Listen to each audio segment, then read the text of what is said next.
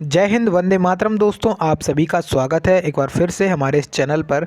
दोस्तों, अगर आप लोग दिल्ली पुलिस एग्ज़ाम के लिए तैयारी कर रहे हैं तो आप सभी लोग जानते हैं कि आपके एग्ज़ाम में जीके जीएस का कितना बड़ा रोल रहने वाला है। आपके एग्ज़ाम में लगभग 50% भाग पर जीके आएगी, यानी कि 50 क्वेश्चन जीके के पूछे जाने वाले हैं। तो आपके सिलेक्शन के लिए जीके बहुत ज़्यादा इंपॉर्टेंट है। तो हम यहाँ पे जीके के कुछ इंपॉर्टेंट क्वेश्चन लेकर आए हैं जो कि आपके सिलेक्शन में आपकी मदद करेंगे। चलिए शुरुआत करते हैं। आपको सभी क्वेश्चंस को अच्छे से देखना है। जो जो इनके साथ एक्सप्लेनेशन बताए जाएंगे वो बहुत ज़्यादा ज़रूरी हैं, उन सभी को देख लीजिएगा। और जिसने अभी तक चैनल को सब्सक्राइब नहीं किया, चैनल को सब्सक्राइब करने के साथ साथ इस वीडियो को लाइक ज़रूर कर दीजिएगा। चलिए शुरुआत करते हैं। देखिए, आज पहला क्वेश्चन है, बिरजू महाराज किसके एक जाने माने नर्तक हैं? तो बिरजू महाराज का संबंध कोई ना कोई डांस से है, और वो डांस कौन सा है? वो डांस है कथक डांस। ठीक है, कथक डांस कहाँ पे होता है? हमारा उत्तर प्रदेश में होता है, यानी कि उत्तर भारत और मुख्य रूप से उत्तर प्रदेश। ठीक है, भरतनाट्यम आपका जो है ना तमिलनाडु में होता है। ये सभी क्या हैं? एक प्रकार के क्या हैं? शास्त्रीय डांस हैं। ठीक है, शास्त्रीय नृत्य, शास्त्रीय नृत्य हैं। मणिपुरी डांस, जैसा कि इसके नाम से लग रहा है, तो मणिपुर में होगा। सत्रिय डांस आपका असम में होता है। सत्रिय डांस असम में होता है। और इसमें ऐसा क्वेश्चन पूछा जाता है कि सत्रिय डांस को जो अपने शास्त्रीय नृत्य हैं उनकी श्रेणी में कब रखा गया था? तो सन 2000 में। सन 2000 में सत्रिय डांस को शास्त्रीय नृत्य की श्रेणी में जोड़ा गया था। ठीक है, तो वर्तमान में 8 शास्त्रीय नृत्य हैं। अगर आपको पता है तो कमेंट करके ज़रूर बता दीजिएगा। अब देखिए, कथक से संबंधित और अन्य कलाकार हैं जो आपको पता होने चाहिए और इम्पोर्टेंट हैं ये। देखिए, एक तो कथक के लिए वर्ड है, रूट वर्ड आप याद कर सकते हैं महाराज, जिनके शब्द के लास्ट में महाराज लगेगा, जैसे पंडित बिरजू महाराज, लच्छू महाराज और अच्छन महाराज। ये इन सभी का संबंध किससे हो जाएगा? कथक डांस से। ठीक है, उसके बाद सितारा देवी, सितारा देवी का संबंध भी किससे है? कथक डांस से है। और शोभना नारायण, शोभना नारायण, इनका संबंध भी किससे है? कथक डांस से। तो ये कुछ इंपॉर्टेंट हैं, कथक से रिलेटेड हैं और एग्जाम में पूछे जाने वाले हैं। अगला क्वेश्चन देखिए दोस्तों, इसमें आपसे पूछा गया है, पूछ रहा है क्वेश्चन में कि 281 एंड बियॉन्ड किस प्रतिष्ठित क्रिकेटर की एक आत्मकथा है? आत्मकथा का मतलब ऑटोबायोग्राफी। इस पुस्तक का नाम है 281 एंड बियॉन्ड। ये पुस्तक जो है ना आजकल आपके एग्जाम में बहुत ज़्यादा पूछी जाती हैं। तो इस पुस्तक के लेखक कौन हैं? इस पुस्तक के लेखक हैं VVS लक्ष्मण। VVS लक्ष्मण इसके लेखक हैं। ये कौन है? ये एक क्रिकेटर हैं। इनकी आत्मकथा का नाम है 281 एंड बियॉन्ड। ये पुस्तक बहुत ज़्यादा इंपॉर्टेंट है। सौरभ गांगुली आपके सामने दिख रहे हैं। तो सौरभ गांगुली की एक पुस्तक है जिसका नाम है क्या? सौरभ गांगुली की एक पुस्तक है a century is not enough. ठीक है, a century is not enough. Sorry दोस्तों, देखिए, तो सौरभ गांगुली की जो पुस्तक है उसका नाम है a century is not enough. और जो 281 एंड बियॉन्ड, ये पुस्तक किसकी है? VVS लक्ष्मण की। तो ये पुस्तकें इंपॉर्टेंट हैं, याद कर लीजिए इन लोग। देखिए, अब दोस्तों नेक्स्ट क्वेश्चन पूछा गया है क्वेश्चन में कि भारत में नागरिकता अधिनियम किस वर्ष पारित हुआ था? तो अगर हम बात करते हैं नागरिकता के बारे में, तो नागरिकता अधिनियम जो है ना वो भारत में 1955 में पारित हो गया था। और इसका जो है ना नागरिकता से संबंधित आपसे कुछ अनुच्छेद हैं जो पूछे जाते हैं। तो नागरिकता संबंधित अनुच्छेद भारत के संविधान के किस भाग में आता है? तो भाग संख्या 2 में। भाग संख्या 2 में नागरिकता के बारे में चर्चा की गई है। अनुच्छेद 5 से 11 तक इसकी चर्चा की गई है। ठीक है, अनुच्छेद 5 से 11 तक इसकी चर्चा की गई है। और भाग संख्या 2 में आते हैं। नागरिकता को कहाँ से लिया गया है? तो ब्रिटेन से लिया गया है, इसको ध्यान रखेंगे। ठीक है, नागरिकता ब्रिटेन से ली गई है। और उसके बाद यहाँ पे एक क्वेश्चन और पूछा जाता है। क्या पूछा जाता है? तो क्वेश्चन पूछा जाता है कि जो भारत में नागरिकता है वो किस प्रकार की नागरिकता है? तो एकल नागरिकता है। कैसी नागरिकता है? एकल नागरिकता। ठीक है, एकल नागरिकता है, इसको ध्यान रख लीजिए। नेक्स्ट क्वेश्चन देखिए, पूछा गया क्वेश्चन में कि खेलो इंडिया यूथ गेम्स के चौथे संस्करण में महाराष्ट्र ने कितने स्वर्ण पदक जीते थे? देखिए, जो खेलो इंडिया यूथ गेम्स था उसका चौथा संस्करण हुआ था कब? 2021 में। कब हुआ था? तो इसका जो चौथा संस्करण है वो हुआ था 2021 में, इसको ध्यान रखेंगे। उसके बाद जो ये जो हुआ था चौथा संस्करण, वो कहाँ पे हुआ था? तो हरियाणा में हुआ था, इसको भी आप लोग ध्यान रखेंगे। और हरियाणा ही जो है ना फर्स्ट रैंक पे आया था। अब यहाँ पे पूछा गया है कि महाराष्ट्र ने कितने पदक जीते थे। तो हरियाणा तो अपना जो है ना फर्स्ट रैंक पे आया था। अभी हम इसके बारे में चर्चा करें कि इसने कितने मेडल जीते थे। हरियाणा ने कितने स्वर्ण पदक जीते थे, सॉरी महाराष्ट्र ने कितने स्वर्ण पदक जीते थे, तो 45 स्वर्ण पदक जीते थे। ठीक है, और ये अपना जो है ना सेकंड स्थान पे आया था। अब हम इसके बारे में और चर्चा करते हैं। तो देखिए यहाँ पे अपना जो हरियाणा जो था ना वो अपना फर्स्ट स्थान पे आया था, जिसमें से इसने 52 गोल्ड जीते थे। 52 गोल्ड मेडल, 39 अपने चांदी यानी कि सिल्वर मेडल, और ब्रॉन्ज मेडल अपने जीते थे कितने यहाँ पे 46। ठीक है, तो अपना जो फर्स्ट स्थान था वो हरियाणा का था। सेकंड स्थान अपना जो है ना किसका था, सेकंड स्थान महाराष्ट्र का था, इसने 45 गोल्ड जीते थे। कर्नाटक जो है ना थर्ड स्थान पे आया था, इसने 22 गोल्ड जीते थे। इनको आप लोग ध्यान रख सकते हैं। अब देखिए खेलो इंडिया यूथ गेम्स जो है ना उनके कौन कौन से संस्करण अभी तक हो चुके हैं, उनसे संबंधित क्वेश्चन पूछा जाएगा। तो अगर यहाँ पे पूछा जाए कि खेलो इंडिया यूथ गेम्स का जो पहला संस्करण है, फर्स्ट संस्करण 2018 में दिल्ली में आयोजित किया गया था। ठीक है, सेकेंड संस्करण हुआ था 2019 में, तीसरा हुआ था 2020 में, और चौथा संस्करण हुआ था कहाँ पर, चौथा संस्करण हुआ था 2021 में। ठीक है, और पांचवा जो संस्करण है वो मध्य प्रदेश में हुआ था, भोपाल में। ये सभी आप लोग देख लीजिए। जो चौथा संस्करण है अभी हमसे पूछा गया था क्वेश्चन में, जो प्रीवियस ईयर क्वेश्चन था, पंचकुला हरियाणा में आयोजित किया था, जो कि क्या किया गया था, स्थगित हो गया था, स्थगित हो गया था। जिसको कब कराया गया था, जिसको जून में कराया गया था 2022 में, यानी कि 2021 वाला कैंसिल हो गया था, इसको 2022 में कराया गया था। फिर 2022 वाला जो है ना वो हुआ था 2023 में। ठीक है, 2023 में कहाँ पे हुआ था, तो मध्य प्रदेश में हुआ था। तो आपके लिए इम्पोर्टेंट क्या रहेगा, आपके लिए इम्पोर्टेंट रहेगा मध्य प्रदेश वाला जो 2023 में हुआ था। ठीक है, क्योंकि करंट अफेयर्स का आपका अगर पूछा जाएगा तो यहाँ पे जो मध्य प्रदेश में जो पांचवा संस्करण हुआ था वो आपको याद करना है। ठीक है, इसके बारे में हम और भी आगे बात करते रहेंगे। तो आप लोग एक बार इसको ज़रूर पढ़ के जाइएगा एग्ज़ाम देने से पहले। अगला क्वेश्चन देखिए, पूछा गया क्वेश्चन में कि भारतीय बीमा नियामक और विकास प्राधिकरण का गठन किस वर्ष किया गया था। देखिए भारतीय बीमा नियामक और विकास प्राधिकरण यानी कि IRDA यानी कि insurance regulatory and development authority of India, इसकी स्थापना कब की गई थी, इसका गठन कब किया था, तो 1999 में इसका गठन किया गया था। अब इसका मुख्यालय पूछा जाता है आपसे, तो इसका मुख्यालय कहाँ पे हो जाएगा, तेलंगाना में। ठीक है, तेलंगाना कहाँ पर है, हैदराबाद में, तेलंगाना हैदराबाद। तो आप इसको ध्यान रखेंगे, ये बहुत ज़्यादा इंपॉर्टेंट है। IRDA इसका फुल फॉर्म भी लिख लीजिए आप लोग, insurance regulatory and development authority of India. इसकी स्थापना हुई थी 1999 में, इसका मुख्यालय तेलंगाना में स्थित है। नेक्स्ट क्वेश्चन देखिए, पूछा गया क्वेश्चन में कि राजा पर्व या फिर इसे रज पर्व भी बोला जाता है, जिसे मिथुन संक्रांति के नाम से भी जाना जाता है, भारत के उड़ीसा में मनाया जाने वाला कितने दिन चलने वाला एक नारित्व त्यौहार है। तो देखिए पहले क्वेश्चन पूछा जाता था कि रज पर्व कहाँ पे मनाते हैं, तो वैसा भी क्वेश्चन पूछा जा सकता है। तो अगर आपसे पूछा है कि रज पर्व कहाँ पे मनाते हैं, तो उड़ीसा राज्य में मनाते हैं, और ये जो है ना कितने दिन का है, तो ये होता है 3 दिवसीय। ठीक है, 3 दिवसीय होता है। उड़ीसा में एक फेस्टिवल और मनाते हैं, नुआखाई फेस्टिवल, नुआखाई फेस्टिवल। ठीक है, ये जो फसल कटाई से संबंधित है उसको कहते हैं नुआखाई फेस्टिवल, उसको आप लोग ध्यान रख सकते हैं, ये आपके लिए इम्पोर्टेंट रहेगा। और इसको तो ज़रूर याद रखना है कि 3 दिन के लिए मनाया जाता है रज पर्व।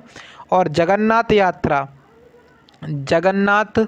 रथ यात्रा ये भी कहाँ पे निकाली जाती है, ये भी आपकी उड़ीसा राज्य में ही निकाली जाती है। अगला क्वेश्चन आपका ज्योग्राफी से है। क्वेश्चन पूछ रहा है कि रबी की फसल के संबंध में निम्नलिखित में से कौन सा कथन सही नहीं है। अब देखिए रबी की फसल जो है ना उनके बारे में अगर आपको पता होगा तो ये फसलें कब बोई जाती हैं, ठंड के टाइम पर बोई जाती हैं, यानी कि जब सर्दियाँ स्टार्ट होती हैं अक्टूबर से दिसंबर के टाइम पर इन्हें बोया जाता है, ये बात तो बिल्कुल सही है। अब जब अक्टूबर से दिसंबर तक इन्हें बोया जाएगा तो कम से कम नहीं तो 5 से 6 या फिर 4 से 5 महीने तो ये चलेंगी फसलें। तो इनकी जो कटाई होती है वो अप्रैल से जून होती है, ये बात भी बिल्कुल सही है।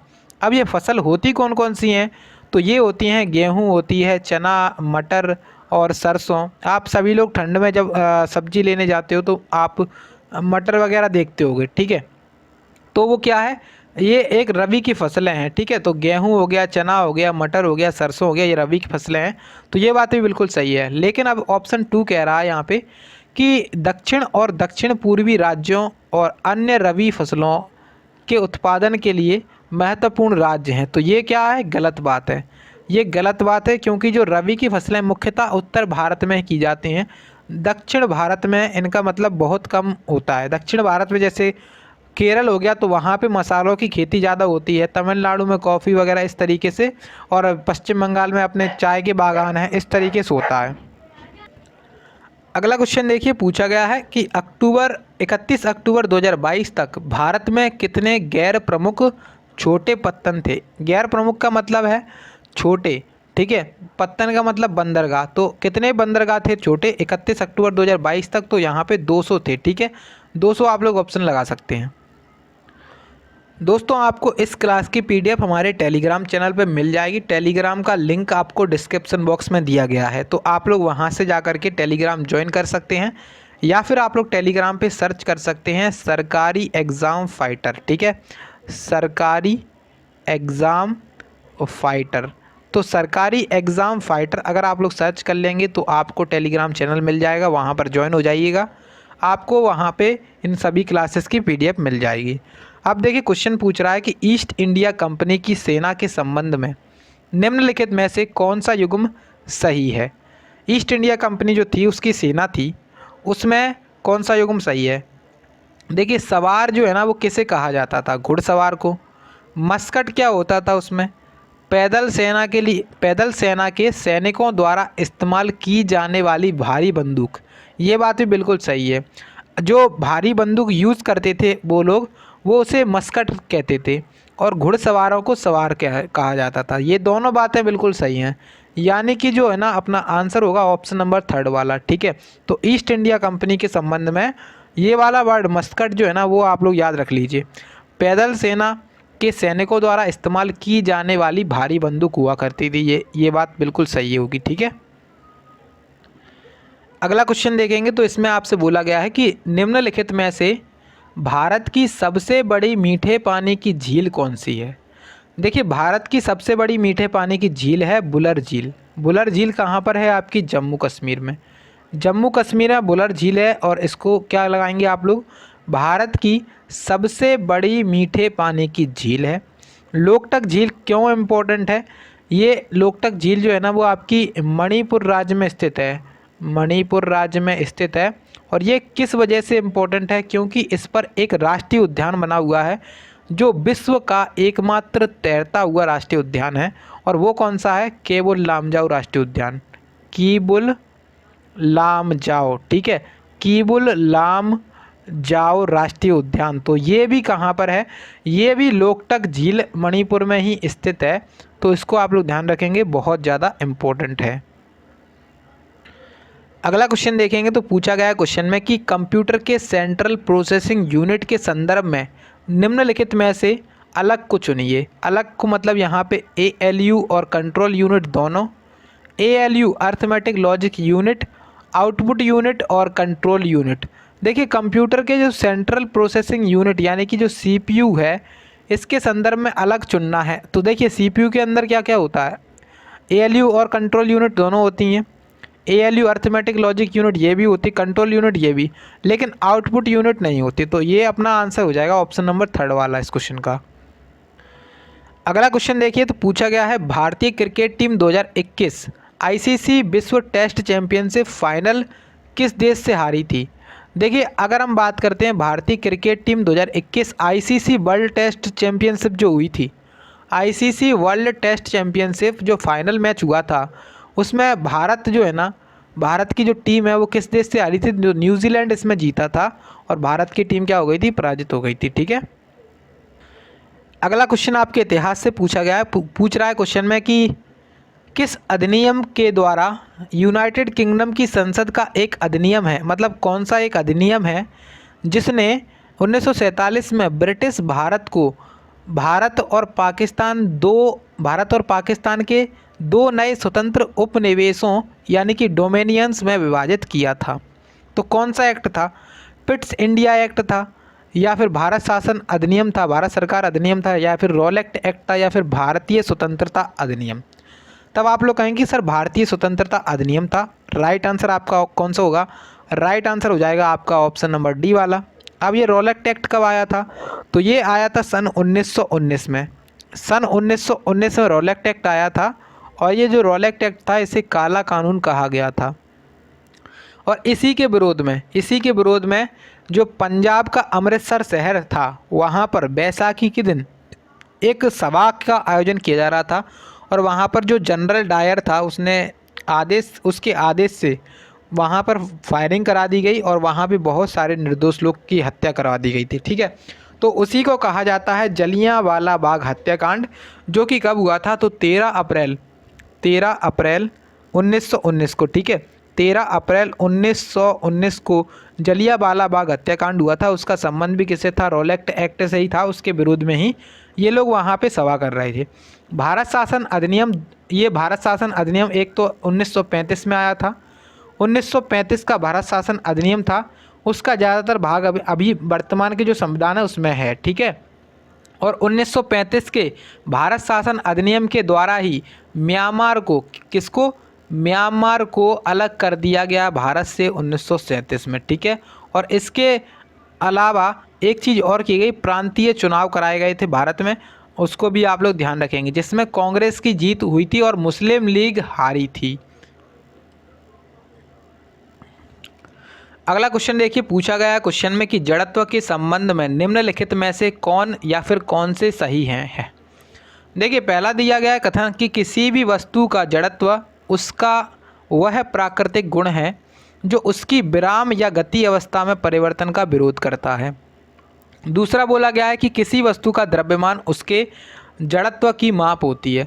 आपको ये बताना है कि कौन सा कथन सही है। तो अब देखिए, पहले में बोला गया था कि कोई भी वस्तु है उसका जो जड़त्व होता है वह प्राकृतिक गुण होता है जो उसकी विराम या गति अवस्था में परिवर्तन का विरोध करता है। ये बात बिल्कुल सही है। दूसरा बोला गया है कि किसी वस्तु का द्रव्यमान उसके जड़त्व की माप होती है, तो ये बात भी बिल्कुल सही है। तो अपना आंसर होगा ऑप्शन नंबर 4 वाला, यानी कि 1 और 2 दोनों। नेक्स्ट क्वेश्चन देखिए, 1 नवंबर 2022 तक सेबी के बाजार आंकड़ों की सलाहकार समिति यानी कि market data advisory committee MDAC के अध्यक्ष कौन थे? तो MDAC के अध्यक्ष जो थे सेबी के, वो कौन थे? वो थे MS साहू, और ये रिकॉर्ड कब तक का है? अक्टूबर 2022 तक का। ठीक है, सॉरी, नवंबर 2022 तक का। तो अब हम सेबी के बारे में बात कर लेते हैं। तो सेबी जो है ना, सेबी का मतलब क्या है? Security exchange board of India. इसकी स्थापना की गई थी 1988 में। इसकी स्थापना हुई थी 1988 में। और ये क्या है? सेबी क्या है? तो सेबी एक जो है ना, अपना जो शेयर मार्केट होता है उनको नियंत्रण करने की एक संस्था है। अब आप यहाँ पे सेबी की पहली महिला अध्यक्ष आपसे पूछी जाती हैं, तो सेबी की पहली महिला अध्यक्ष कौन बनी थी? अभी हाल ही की बात है, तो माधवीपुरी बुच। ठीक है, सेबी की पहली महिला अध्यक्ष बनी थी। आप लोगों को कमेंट करके ये बताना है कि जो सेबी है इसका मुख्यालय कहाँ पर स्थित है। तो इतना आप लोग बताइएगा कि सेबी का मुख्यालय कहाँ पर स्थित है। ये आपके लिए क्वेश्चन है, होमवर्क है। अब देखिए, आपके सामने एक और क्वेश्चन आया है। इसमें पूछ रहा है कि निम्नलिखित में से किसके समस्थानिक यानी कि आइसोटोप का उपयोग कैंसर के उपचार में किया जाता है। तो देखिए, कैंसर जो है ना एक घातक बीमारी है, इसके उपचार में कोबाल्ट धातु का उपयोग करते हैं। तो सीधा सीधा याद करिए, कोबाल्ट धातु। ठीक है, कोबाल्ट धातु का उपयोग किया जाता है। चलिए, एक और शानदार क्वेश्चन पूछा गया है क्वेश्चन में कि निम्नलिखित में से किसे पैरेट ऑफ इंडिया के नाम से जाना जाता है। पैरेट ऑफ इंडिया यानी कि भारत का तोता नहीं, इसे मतलब इतिहास में क्या लिखा गया है? तूती ए हिंद या फिर तोता ए हिंद। तोता ए हिंद। ठीक है, तोता ए हिंद या फिर तूती ए हिंद। तूती ए हिंद। अब तो आप बता सकते हैं कि तूती ए हिंद किसे कहा गया है। तो अगर इतिहास पढ़ा होगा आप लोगों ने तो आपने पढ़ा होगा कि तूती ए हिंद या फिर तोता ए हिंद किसे कहते हैं? अमीर खुसरो को कहते हैं। किसे कहते हैं? अमीर खुसरो को कहते हैं। और ये किसके दरबार में था? तो ये था अलाउद्दीन खिलजी के दरबार में। और इसने लगभग 8 सुल्तानों का दरबार देखा था। इसने 8 सुल्तानों का दरबार देखा था। और अमीर खुसरो को ही क्या कहा जाता है? पैरेट ऑफ इंडिया, तोता ए हिंद या फिर तूती ए हिंद कहा जाता है। ठीक है। कालिदास भी क्या है? कालिदास भी एक कवि हैं और ये भी क्या था? एक दरबारी कवि ही था। पंडित रविशंकर तो आप सभी लोग जानते हैं कि इनका संबंध किससे है? सितार वादन से। सितार वादन से इनका संबंध है पंडित रविशंकर का। अगला क्वेश्चन देखिए, तो पूछ रहा है क्वेश्चन में कि भारतीय सेना की पहली महिला लड़ाकू विमान यानी कि कॉम्बैट एविएटर कौन बनी है? तो भारतीय सेना यानी कि इंडियन आर्मी की पहली महिला लड़ाकू विमान जो है ना, लड़ाकू विमान वाहक यानी कि कॉम्बैट एविएटर बनी है अभिलाषा बराक। अभिलाषा बराक इसका राइट आंसर हो जाएगा, आप लोग लगा सकते हैं। नेक्स्ट क्वेश्चन देखिए, पूछा गया है Nexa international film academy award 2022 में सर्वश्रेष्ठ अभिनेत्री का पुरस्कार किसने जीता था? तो देखिए, अगर बात की जाए Nexa international Indian film academy 2022 का अवार्ड, तो ये जीता था सर्वश्रेष्ठ एक्ट्रेस कृति सेनन। ठीक है, कृति सेनन इसका राइट आंसर है। नेक्स्ट क्वेश्चन पूछा गया है ऑस्ट्रेलियन ओपन 2022 महिला एकल का खिताब किसने जीता था? तो एशले बार्टी ने जीता था। एशले बार्टी करेक्ट आंसर है। आपको कमेंट करके बताना है कि जो ऑस्ट्रेलियन ओपन 2023 का है, 2023 में जितने भी ओपन हुए हैं वो याद कर लीजिएगा। जैसे अपना ऑस्ट्रेलियन ओपन हो गया, फ्रेंच ओपन और यूएस ओपन और विंबलडन ओपन। तो अभी तक मतलब यहाँ पे जो है ना, एक साल में 4 ओपन होते हैं। Australian open, French open, Wimbledon open और कौन सा होता है? और होता है अपना यूएस ओपन। ठीक है, तो 4 होते हैं, उनमें से अभी शायद 3 हो गए हैं। उनको आप लोग जरूर कर लीजिएगा कि एकल का खिताब किसने जीता है, मेन में और फीमेल में। अगला क्वेश्चन देखिए, तो पूछ रहा है कि निम्नलिखित में से कौन सी पश्चिमी तटीय मैदान का हिस्सा नहीं है? तो पश्चिमी तटीय मैदान का कौन सा हिस्सा नहीं? जैसे देखिए अपना यहाँ पे क्या है, यहाँ पे अपना भारत बनाने की कोशिश है थोड़ी सी। देखिए इस तरीके से आप मान के चलिए कि ये अपना क्या है, दक्षिण भारत है। ठीक है, तो यहाँ से जो गुजरात स्टार्ट होता है और यहाँ पर अपना महाराष्ट्र तक चलता है। तो गुजरात से महाराष्ट्र के तट को क्या कहते हैं? गुजरात से जो महाराष्ट्र वाला तट है उसे कहते हैं कोंकण तट। ठीक है,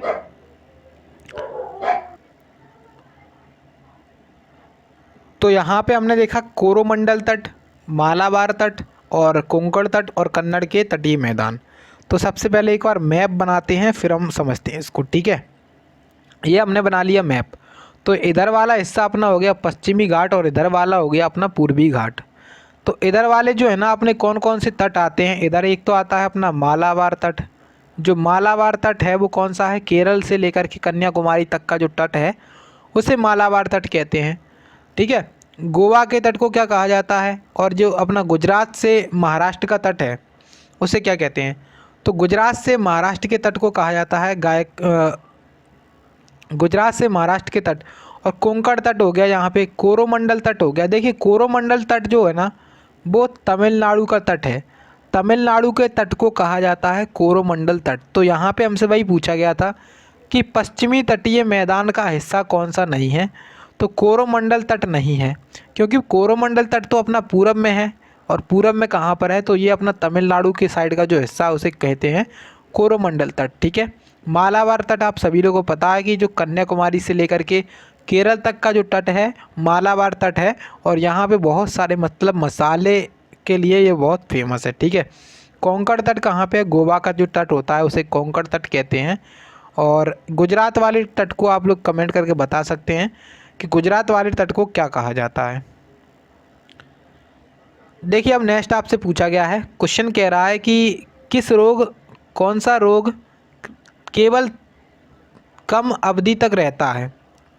दीर्घकालिक, वंशानुगत, आनुवांशिक और तीव्र। देखिए ऐसा कौन सा रोग है जो केवल कम अवधि तक, कम टाइम तक रहता है? तो उसको कहेंगे एक्यूट यानी कि तीव्र रोग। तीव्र रोग जो है ना वो कम अवधि तक रहता है, यानी कि ऐसे याद कर सकते हैं जो ज़्यादा मतलब कठिन समय है वो कम अवधि तक रहेगा और उसके बाद क्या आ जाएगा, एक नई सुबह आ जाएगी, एक नई मोटिवेशन वाली सुबह आ जाएगी। अगला क्वेश्चन पूछ रहा है कि समष्टि अर्थशास्त्र निम्नलिखित में से किस अध्ययन से संबंधित है। पूछा गया है पहला यहाँ पे कि संसाधनों का पूर्ण रूप से उपयोग ना होने के कारणों, दूसरा कह रहा है कि कुल निर्गत के निर्धारण। तो समष्टि अर्थशास्त्र से आपको बताना है केवल एक और दो दोनों, और केवल दो या फिर ना तो एक और ना ही दो, तब आप क्या कहेंगे, इसका आंसर क्या होगा। तो अपना करेक्ट आंसर क्या होगा, करेक्ट आंसर होगा आपका ऑप्शन नंबर 2 यानी कि पहला और दूसरा। ठीक है, तो समष्टि अर्थशास्त्र जो है ना वो निम्नलिखित में से किस अध्ययन से संबंधित है, संसाधनों का पूर्ण रूप से उपयोग ना होने के कारण और कुल निर्गत के निर्धारण के कारण, दोनों से इनका संबंध है किसका, समष्टि अर्थशास्त्र का। आज का हमारा अंतिम क्वेश्चन और लास्ट क्वेश्चन रहेगा। क्वेश्चन पूछा गया है कि LTE तकनीक का उपयोग निम्नलिखित में से किस वायरलेस प्रौद्योगिकी की पीढ़ी में किया जाता है। यहाँ पे 4G ऑप्शन में है, 2G, 1G, 3G। ये आखिरकार होता क्या है, ये 4G, 5G, 6G। तो ये होता है, देखिए 4 का मतलब तो 4 है, फोर्थ का मतलब फोर्थ हो गया, ठीक है। G का मतलब हो गया जनरेशन, तो फोर्थ जनरेशन, इस तरीके से चलता है ये। तो जो LTE है ना वो फोर्थ जनरेशन के अपने जो सेलफोन आते हैं, स्मार्टफोन आते हैं, उनमें इसका उपयोग होता है। ठीक है, तो ये वायरलेस प्रौद्योगिकी की पीढ़ियों में इसका उपयोग किया जाता है टेक्नोलॉजी का। और ये क्या है, LTE। आप लोगों ने देखा होगा, अभी ये मैं दिखाता हूँ यहाँ पे। तो ये जैसे कुछ इस तरीके से रहता है, यहाँ पे आप देख सकते हैं कि जो अपने सामने इस तरीके से आपका जो सेलफोन रहता है उसमें यहाँ पे कभी कभी 4G लिख के आता है, कभी इसके स्थान पर LTE लिख के आता है।